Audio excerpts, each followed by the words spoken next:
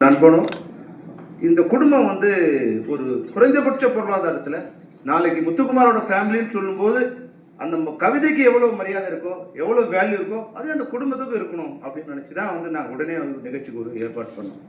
அன்றைக்கி நீங்கள் நம்ப மாட்டீங்க, தமிழ்நாட்டில் இருக்கிற தமிழ் திரைப்படங்களோட மொத்த இயக்குனர் வந்துட்டாங்க. அவ்வளோ பாட்டு எழுதினாங்களோ பாட்டு எழுதியோ ஒர்க் பண்ணாங்களோ இதெல்லாம் இல்லை. எங்களுடைய இயக்குனர் சங்க அலுவலகம் வந்து அப்படி நிரம்பி விடுச்சு. ஏறக்குறைய 100லேருந்து 150 இயக்குநர்கள் ரவுண்டில் உட்காந்து என்ன பண்ணலாம் உடனே பண்ணலாம். சில நேரங்களில் வந்து என்ன ஆகும்னா உணர்ச்சி வந்து திசை திருப்பி.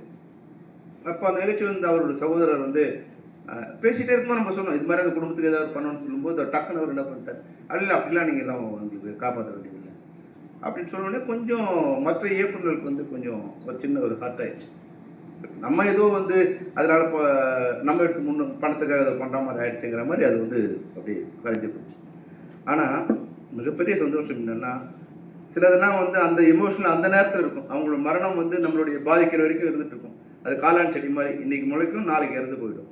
ஆனால் இவன் வந்து மனசில் 10 வருஷம் ஆன பிறகு கூட இன்றைக்கி வந்து முத்துக்குமாருக்காக ஒரு நிகழ்ச்சி பண்ணணும்னு சொல்லும்போது தமிழ் திரைப்படத்தில் இருக்க அனைத்து மியூசிக் டைரக்டர்களும் அனைத்து இயக்குநர்களும் அவங்களாம் ஒன்று சேர்ந்து நாங்கள்லாம் தயாராக இருக்கும்னு சொல்கிறதே அவரோட வெற்றி.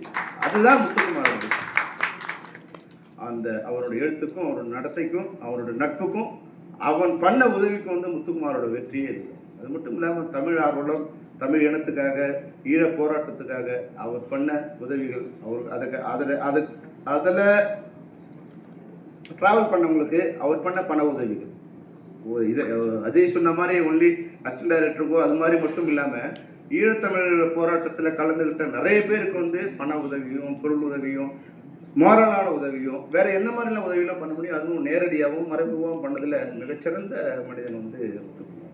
அந்த வகையில் எங்களுக்கெல்லாம் வந்து ஒரு நன்றி கடன் அது.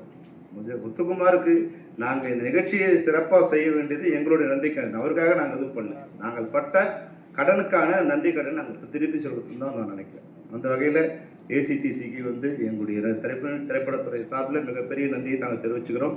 நீங்கள் நூற்றுக்கணக்கான நிகழ்ச்சிகளை பண்ணியிருக்கீங்க, ரகுமான் சார்லேருந்து டிஎஸ்பி நிறைய பண்ணியிருக்கீங்க.